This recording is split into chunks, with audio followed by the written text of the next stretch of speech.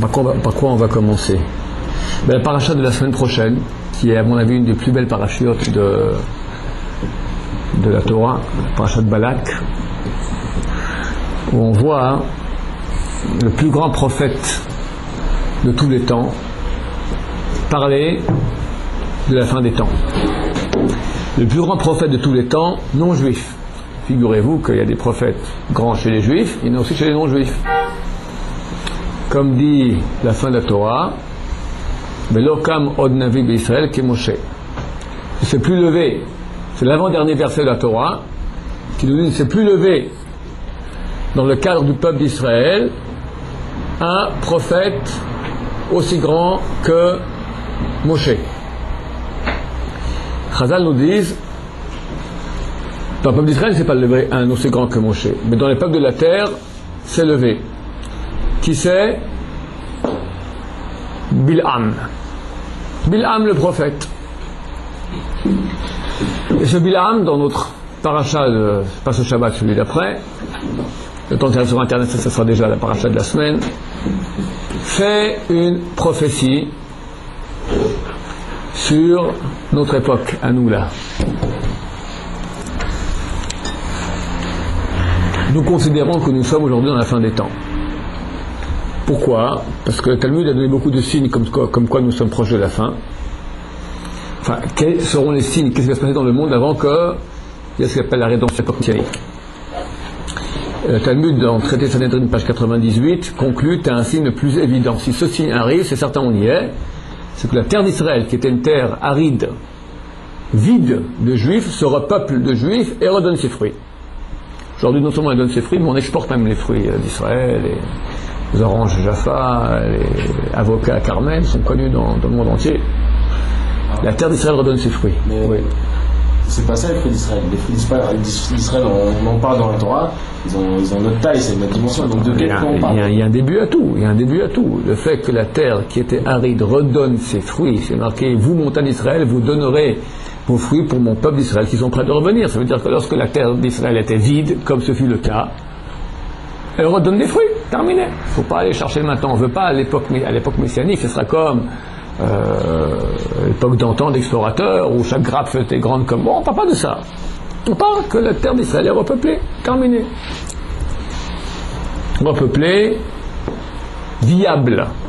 Pas besoin d'importer de l'eau de Turquie, pas besoin d'importer des fruits d'Espagne. On peut vivre en autonomie. Ça veut dire, c'est le signe le plus grand d'Israël, comme quoi nous sommes proches de la fin. La terre d'Israël reconnaît, elle sait ce qui va se passer. La terre d'Israël, c'est une terre sainte, d'accord? Elle sait ce qui va se passer. Si cela est vrai, nous avons aussi en parallèle un retour des Juifs sur leur terre, ce qui est marqué noir sur blanc dans la Torah, dans Deutéronome 30, qu'à la fin des temps, Dieu ramènera son peuple sur la terre d'Israël. Pendant 2000 ans, on ne pouvait pas venir en terre d'Israël, ou très difficilement. Aujourd'hui, il suffit de prendre un billet, on y est. En gros. Pour certains, qu'il y a une page de l'histoire qui a tourné. Avant que le mur de Berlin tombe, il y avait encore 3 millions de Juifs qui ne pouvaient pas venir en Israël. Aujourd'hui, c'est fini. Même les Juifs d'Iran, de Syrie, ils veulent venir, ils peuvent. Aucun Juif est bloqué. C'est possible. Il y a une époque qui a tourné, c'est clair. On va lire le verset lui-même. Le prophète Bil'am, qu'est-ce qu'il dit? C'est dans Bamidbar, nombre en français, en latin, 24. Le prophète Bil'am dit au roi Balak ce qui se passera à la fin des temps. Il a proféré son oracle et il a dit Oi. Oi signifie malheur. C'est pas une époque facile. Je crois que le dernier siècle dans le monde n'est pas une époque facile. D'accord? Les grands d'Israël, le Rav Echan Wasserman, qui était celui qui a secondé Chavetz Chaim, c'était le dirigeant incontesté, dirigeant spirituel du peuple juif, décédé en 1933, 2-3 mois avant que Hitler monte au pouvoir. Et il lui a succédé à la direction spirituelle du peuple d'Israël, son élève favori, le Rav Elchanan Wasserman, qui, dans ses écrits, a dit, au nom du Chafetz Chaim, que l'époque pré-messianique s'appelle Chevlei Mashiach, les douleurs d'enfantement du Messie, ont débuté le jour de Tisha B'Av de l'année Tir'ad. Tir'ad en hébreu, tu trembleras. C'était le premier jour de la Première Guerre mondiale. Tisha B'Av, le 9 Av de l'année 1914. Là, le monde est rentré dans la phase de contraction, on appelle ça douleur d'enfantement. 9 mois, depuis que le temple a été détruit. Alors, il y a une grossesse, parce que le Mashiach est né le jour où le temple a été détruit. C'est quoi le Mashiach est né? C'est-à-dire la conception du Mashiach a eu à ce moment-là. La conception, comme un homme qui conçoit un enfant, le jour de la relation avec sa femme, il y a une conception, mais après il y a une gestation, ça dure 9 mois. Puis un beau jour, on commence les contractions, rapprochées, on appelle l'ambulance parce que on ne sait pas quand, personne ne sait quand. Personne ne sait quand la femme va accoucher. Alors Tirad, c'était quoi? C'était la gestation? Alors Tirad, c'est le moment où commencent les contractions. La conception, c'était il y a 2000 ans lorsque le temple a été détruit, en 70 de l'ère chrétienne, 68 il y en a qui disent. À Tisha B'Av, la conception, et les contractions qui commencent, Chevlei Mashiach, le terme employé par Chazal, les douleurs d'enfantement du Messie, d'après nos sages actuels et la génération passée, on dit que ça a commencé en Tirad. Et effectivement, depuis, le monde il est en contraction.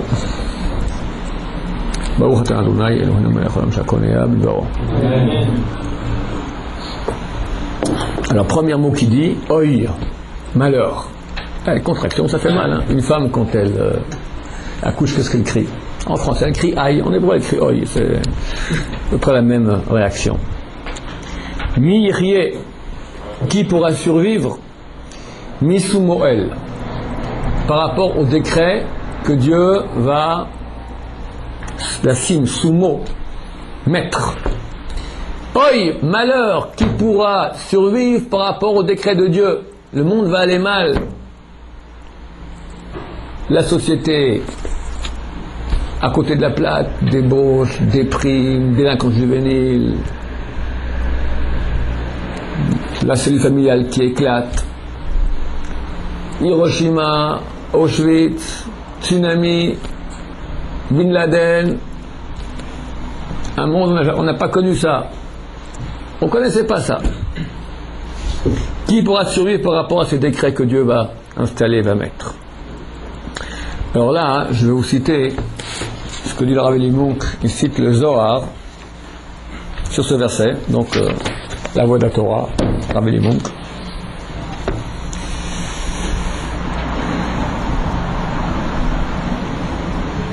Le Zohar de l'interprétation suivante, citée par le Targum de Yonatan. Il ne faut pas lire, vous savez que très souvent, les Midrashim jouent au niveau de la ressemblance, au niveau du son. Comme on dit à la fin de la prière, Al tikri alichot et la alachot. Il y a un verset qui est marqué alichot, on dit ne lis pas alichot, mais lis alachot, ça se ressemble. Il y a des jeux de mots. Très souvent, les Midrashim et le Zohar jouent, c'est dans toute la Gada du Talmud, on a très souvent des jeux de mots comme ça. On ne lit pas mi yirye, qui pourra survivre, mi sou moel, par rapport au décret que Dieu va mettre, mais plutôt mi yirye, qui pourra survivre, mi Ishmael, par rapport à Ishmael. Ishmael, sou moel, ça se ressemble. Rabbi Shimon Bar Yochai, auteur du Zohar, disait, hélas, oi, qui survivra à l'époque d'Ismaël? Ce sont eux qui livreront les batailles finales avec leur férocité contre les Juifs, et heureux celui qui ne verra pas les souffrances de l'enfantement du Messie. C'est-à-dire que il y a une enzyme, une hormone chez la femme qui provoque les contractions, les douleurs. Cette hormone s'appelle, d'après le Zohar, Ishmael. Ils sont là pour activer, faire, comme c'est marqué dans la Kushimoni, c'est un midrash qui est écrit il y a 1300 ans, le fils de David, il pousse sur Ishmael. Il pousse, il grandit sur Ishmael. Fils de David, c'est le petit bébé qu'on attend, l'époque messianique. Il pousse sur Ishmael. Ishmael, c'est l'hormone qui le fait, qui le pousse. Pousse à l'extérieur, le pousse dehors, le pousse à grandir et à éclore. Ishmael. On en parle beaucoup ces derniers temps de Ishmaël. Hein? Il y a quelques temps, c'était quoi? Quelques Arabes, des Bédouins, là, analphabètes. Aujourd'hui, c'est la puissance mondiale. 1,3 milliard, je sais pas, j'ai dit ça il y a 6 mois dans les ondes encore, mais 100 millions de plus déjà. 1,3 milliard d'Arabes. Et plus les bébêtes d'antan. Ils n'ont pas la technologie américaine. Bin Laden, il envoie des messages avec des pigeons. Mais les pigeons de Bin Laden et les petits couteaux de Bin Laden invisibles font tomber les Twin Towers américaines. C'est terrible. Le monde est... Alors on a le plus vieux de tous les Midrashim. Merci. Pirkei de Rabbi Eliezer. Chapitre Rabbi Eliezer, ça existe en français, édition Verdier. Chapitre 30, il parle de Ishmaël. C'est le Midrash le plus vieux que nous avons. C'est écrit il y a 2000 ans par Rabbi Eliezer ben Horkenus, fils de Horkenus, appelé dans la Gemara, dans la Mishnah, Rabbi Eliezer Agadol, le grand Rabbi Eliezer. C'est un Baal Tshuva. Le premier chapitre raconte comment il a fait Tshuva à l'âge de 28 ans. Son père était un grand propriétaire foncier. Et son fils s'occupait des terres de son père. Et il pleurait. Pourquoi tu pleures, mon fils? Je sais pas. Je dis la Torah. Ah. Tu vas pas bien, toi. Viens. Et tu lui donnes des beaux champs, faciles à travailler. Et Rabbi Eliezer s'occupe du champ, et il se met à pleurer. Pas Rabbi Eliezer, Eliezer à l'époque. On lui dit, mais qu'est-ce que t'as? Je dis la Torah. Sort de jeunesse là, t'as des papillons dans la tête. Rabbi Eliezer fuit, et va chez le grand rabbin de l'époque, Rabbi Yochanan ben Zakkai. Il jeûne, parce qu'il n'a pas de quoi se nourrir. Et il jeûne quelques jours de suite comme ça, parce qu'il y a une odeur dégoûtante qui sort de sa bouche. En train de jeûner, il se nourrit de ronces, de choses terribles. Alors le Rav, Rabbi Yochanan ben Zakkai, il dit, allez vérifier, qu'est-ce qu'il y a celui-là? Ils vont vérifier, il s'avère que ça fait quelques jours qu'il se nourrit de ronces, de racines. Il meurt de faim. Alors Rabbi Yochanan ben Zakkai le convoque. Et là, Eliezer lui dévoile qu'il est le fils de Horkenus, le grand Rothschild de l'époque, et qu'il a fui. Son père l'a complètement déshérité. Et Rabbi Yochanan ben Zakkai le prend sous sa tutelle, il enseigne la Torah, et rapidement, en moins d'un an, Rabbi Eliezer devient un des grands Talmidei Chachamim, grands sages de l'époque. Et voici que, je raconte l'histoire parce qu'elle est sympathique, c'est le premier chapitre ici. Et un jour, il y a une grande fête à la yeshiva, on a fini un traité, on invite toutes les grosses huiles, tout le maire de la ville, tous les riches, etc. Et Rabbi Yochanan ben Zakkai, le maître qui doit donner la dracha, voit rentrer Horkenus, le père de Eliezer. Eliezer, il dit, toi tu donnes la dracha à ma place. Et moi, mais je n'ose pas, j'ai pas le droit devant le Rav. Rabbi Yochanan dit, moi je sors dehors, et toi tu donnes ma place. Bon. Alors Rabbi Eliezer se met et commence à parler. Rabbi Yochanan, le Rav, il sort dehors, mais il rentre par derrière, et il se met juste à côté de son élève pour écouter ce qu'il va dire. À la fin de la dracha, Rabbi Yochanan, le maître, se lève et embrasse sur le front son élève, disant, Abraham, Yitzhak et Yaakov, vous pouvez être fiers, heureux du fils qui est sorti de vos entrailles. Alors une voix se lève dans la foule, celui du père. Non, quoi Abraham, c'est moi Horkenus. Bienheureux, fier je suis moi d'avoir un fils pareil qui est sorti de mes entrailles. Je suis venu ici pour déshériter mon fils. Maintenant, je déshérite les autres frères qui m'ont convaincu d'aller déshériter le frère qui est parti à la yeshiva. C'est eux que je déshérite. Et Eliezer dit non, pas besoin, laisse leur tout. Moi, j'ai la Torah, Baruch Hashem. Bon. Ce rabbin était un des grands rabbins du peuple d'Israël, un Baal Tshuva qui fait Tshuva à l'âge de 28 ans. Oui, il n'est jamais trop tard. A écrit entre autres, Rabbi Eliezer, il n'y a pas de Tana qui rappelait plus dans la Mishnah. Et le chasse commence par, le premier Tana qu'on rappelle dans la Mishnah, c'est Rabbi Eliezer. La première Mishnah du chasse, c'est Rabbi Eliezer. Un grand monsieur. Alors il a écrit un Midrash aussi, Pirkei de Rabbi Eliezer, et là-bas au chapitre 30, il parle de notre sujet aujourd'hui, Ishmaël. Il va faire une dracha sur le même verset qu'on a vu ici. Mirie Misu Moël, qui pourra survivre Misu Moël par rapport au décret que Dieu va installer.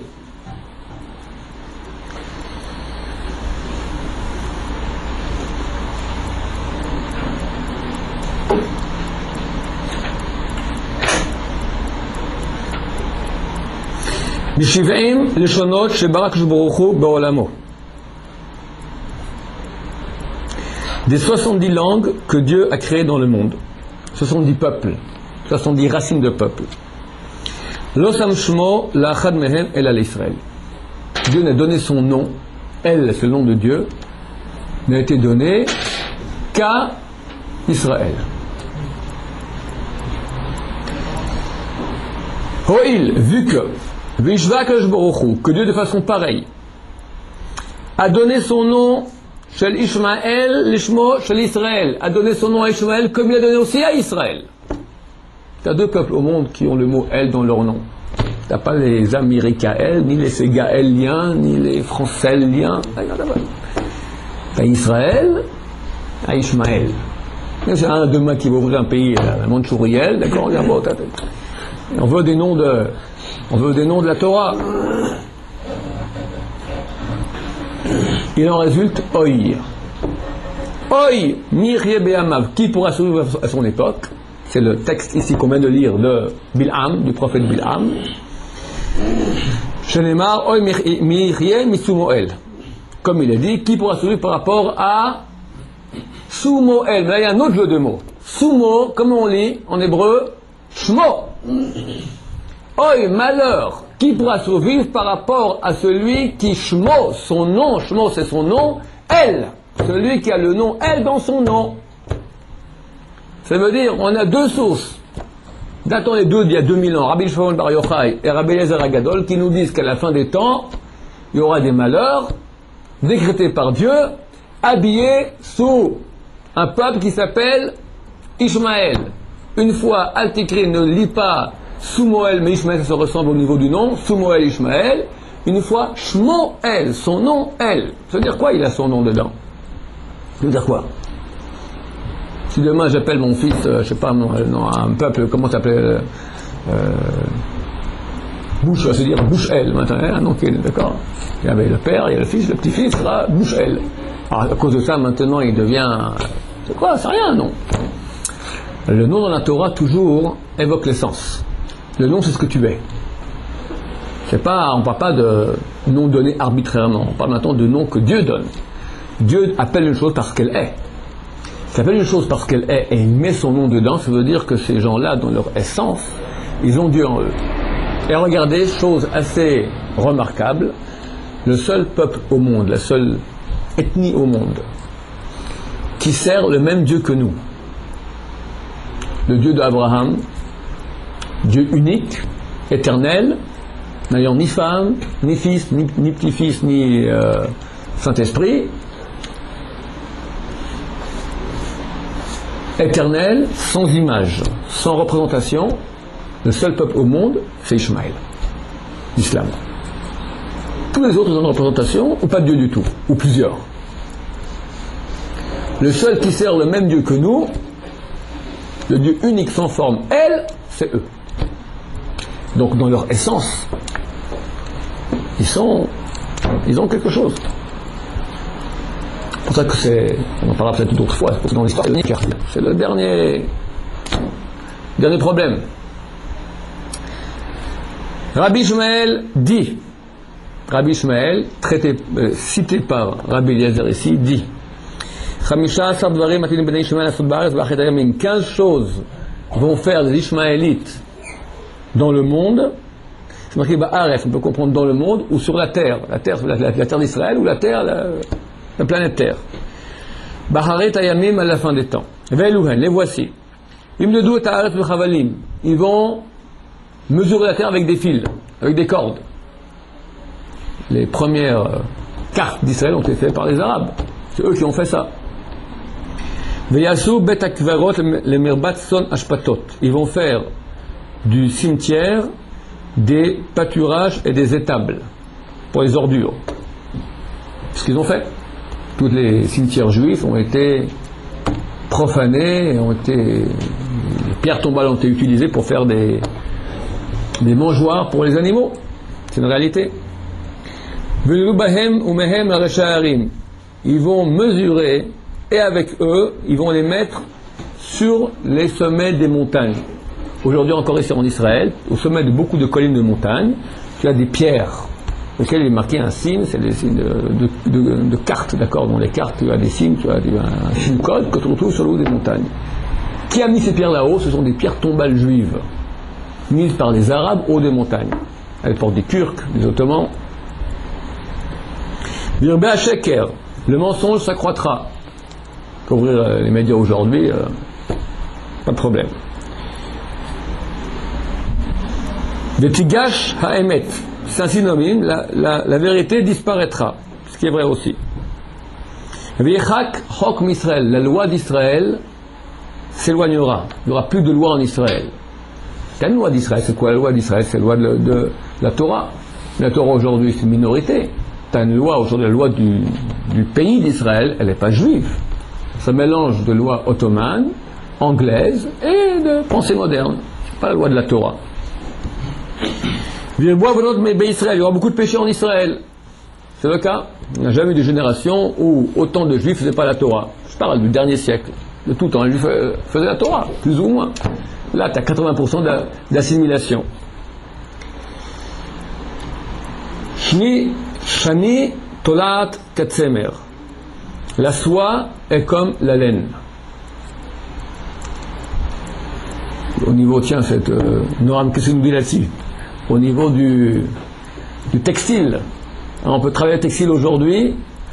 C'est dur de faire la différence entre la laine et la soie. Il faut un microscope. Non? C'était pas le cas il y a un siècle. C'est que la laine était laine, la soie était soie. On voyait une dame, elle pouvait voir, enfin n'importe qui voyait. Aujourd'hui, on va travailler le textile. Je ne sais pas ce que ça vient nous dire. En tout cas, c'est vrai. C'est un détail. J'ignore. Sincèrement, il y a sûrement un sens profond que j'ignore, mais c'est une réalité aussi. Mais aujourd'hui, on peut. C'est censé être. Soyeux. Non, aujourd'hui, au niveau. Donc, on peut travailler la laine et la soie, on peut arriver à changer la texture. Ça ne vient pas nous dire qu'il y a un confort matériel et donc justement.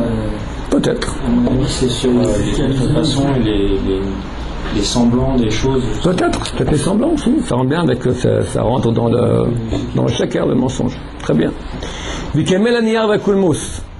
Le papier et la plume vont être désuètes déjà. Plus personne n'écrit au papier et plume. Tu as au moins un stylo bic. Je n'ai pas de pourcentage sur internet sur les stylos bic. Mais qui a un stylo bic encore et la feuille, c'est terminé. Tu as la machine, tu as aujourd'hui l'ordinateur. Attends, il y a 20 ans, tu as encore la machine à écrire. La machine à écrire, ça a eu été terminé, l'ordinateur. Maintenant, Internet. Tu envoies une lettre aujourd'hui. Qui envoie une lettre? Papier, enveloppe, timbre, avec les impôts. Mais, aujourd'hui, tout en email, terminé. Israël, on a lu déjà. Vipasel, c'est la malchut. Celle-là, c'est la pièce officielle, n'aura plus de valeur. C'est typiquement israélien. On vit en dollars ici en Israël, parce que le shekel, il monte, il descend, il flotte, et il coule. Vivnu et harim harevot. Ils vont reconstruire les villes détruites. Qui est la maçonne ici en Israël? En fait, ils sont en train de construire. Qui construit? Des juifs? Aucun juif. Rien que des arabes. Ceux qui construisent. Vifanu adrachim. Ils vont dégager les routes, même chose. La force travailleuse, c'est les Arabes. Virtu genot ou pardessim, ils vont planter des jardins potagers. De même, la force active ici dans le travail, c'est les Arabes.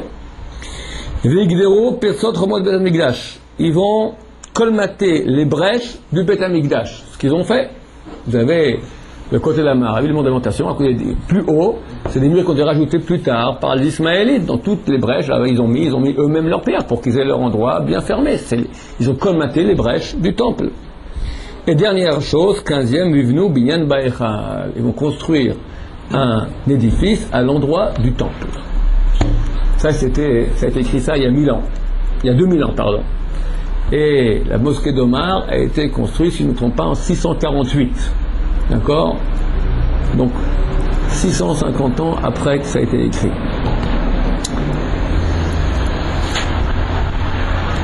Intéressant la suite, je ne connaissais même pas, regardez, je dis ça, je découvre avec vous. Deux frères seront maîtres des Ishmaélites, sont présidents à la fin. À leur époque, Ya'amod Tzemach ben David. Arrivera le Mashiach. Et encore, disait Rabbi Ishmael,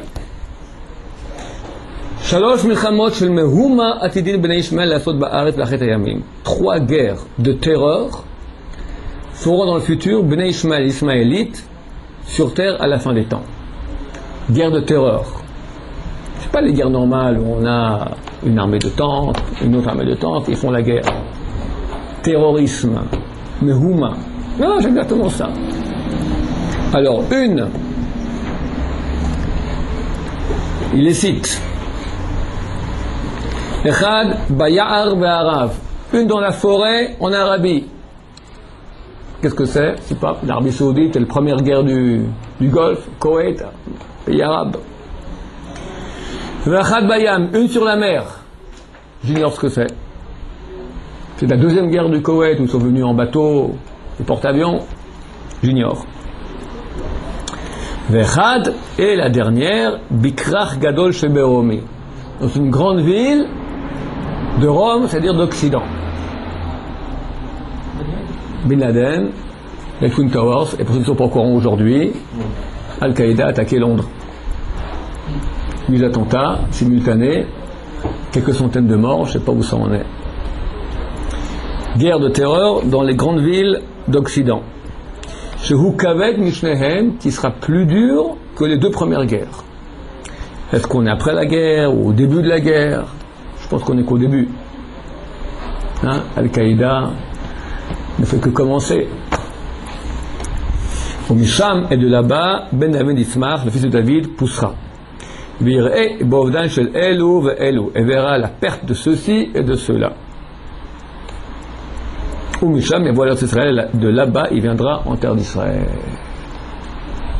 L'avenir de Ouais. Ouais, mais ça veut dire quoi il vient? C'est pas forcément lui, monsieur est là-bas, il vient. L'époque messianique, l'époque messianique, elle arrive par là-bas. Ces événements historiques vont amener le Mashiach. C'est par eux que ça viendra. C'est là-bas qu'on fait aussi de Gog et Magog. Alors peut-être c'est par de Gog ou Magog, je voulais encore vous dire, je ne sais pas combien de temps il me reste, quelle heure est-il? Moins quart. On a encore 5 minutes. Ah, c'est un peu court. Qu'est-ce qu'on fait? On a abrégé? Alors peut-être au lieu de voir ça si vous le dire Daniel, on verra ça une autre fois. Hein. C'est un peu long. Mais ici il y a parce que cette prophétie de Bil'am, elle a 2 versets. On a vu le premier, il y a un deuxième. Il est passionnant aussi. C'est la suite et fin. D'accord? Il y a le début, après il y a la suite et fin.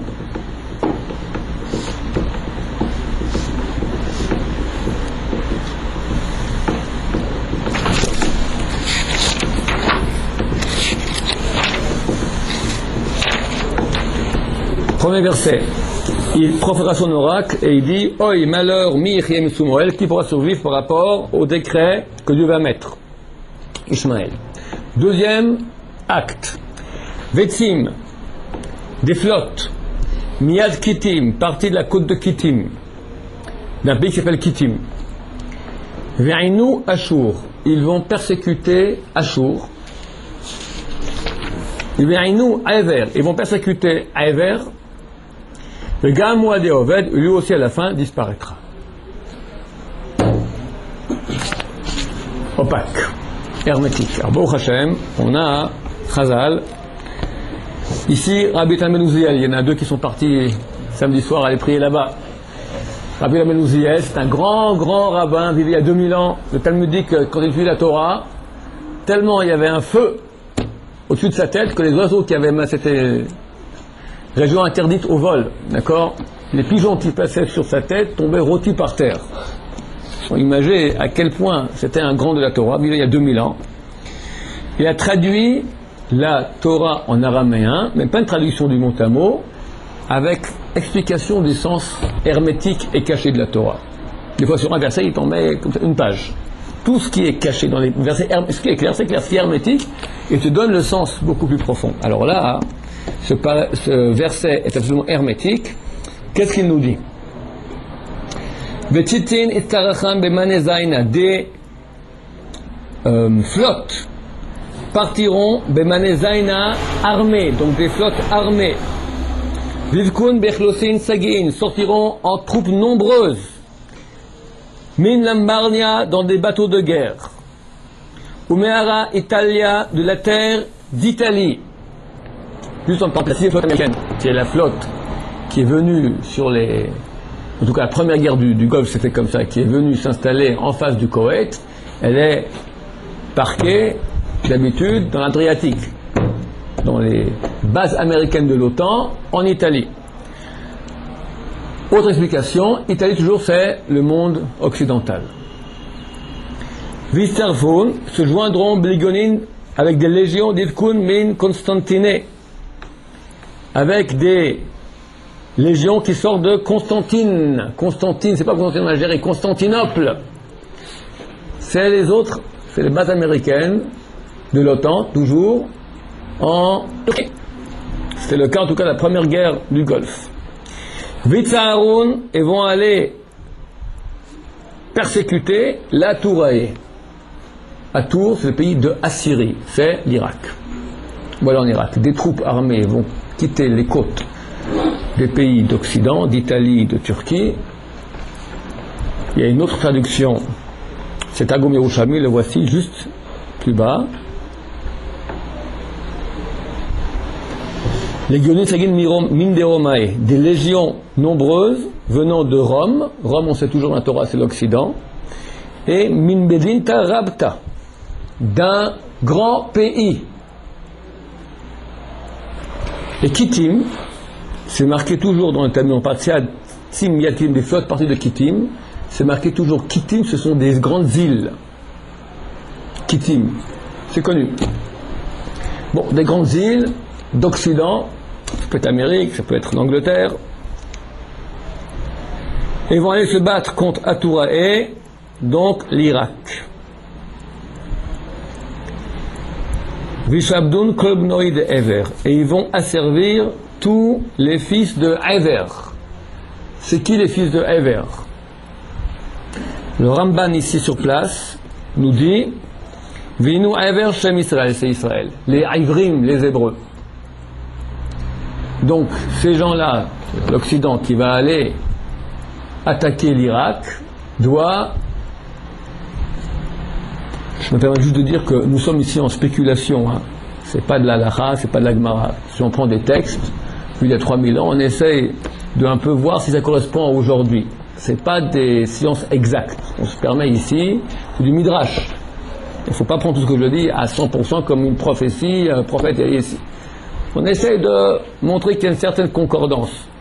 Précise, non, parce qu'on n'est pas certain que c'est vraiment ça. Il faut bien savoir. Mais c'est vrai qu'il y a quand même une ressemblance assez stupéfiante. En tout cas, que l'Irak est attaqué, ça provient de l'Occident, ça vient avec des troupes qui viennent en bateau, et que Ishmaël est l'agent qui va faire beaucoup de mal à l'Occident à cette époque-là, et que par là, l'époque messianique, Bezrat Hashem, arrive bientôt. Donc cet agent-là qui va aller, ces troupes-là qui vont aller asservir, persécuter les Irakiens, vont asservir les Hébreux. Là, il semblerait que non. Moi je pense que oui. Parce que si aujourd'hui nous vivons une situation où on doit sauter dans les bus et se taire, situation où on doit rendre territoire et se taire, c'est qu'une pression américaine. C'est qu'une pression américaine. Lorsque les tanks de Sharon ils rentrent à Jenin pour faire un peu d'ordre là-bas, alors Bush lui dit, sors. Sharon lui dit, attends 2 jours. Bush lui répond immédiatement. On a l'oncle d'Amérique qui nous tient comme ça, t'as pas le choix. Pax américaine, tu sautes dans les bus, tu te tais. Si un Bin Laden va maintenant faire un attentat en Amérique, alors il n'y a pas de problème d'amener maintenant 100 000 soldats et de raser l'Afghanistan. Ça, il n'y a pas de problème. Quand nous on saute dans les bus tous les jours, on ne peut pas aller, pas raser, trouver les responsables et tac, eux. Il y a ici, à mon avis, c'est tout à fait personnel, ça n'engage que moi, une pax americana, d'accord, vers Inu Ever, on persécute les Hébreux. Pas directement, indirectement. Le Gamwa de Oved, à la fin, Mashiach vient et tous les ennemis d'Israël disparaissent. Baruch Adonai, Amen.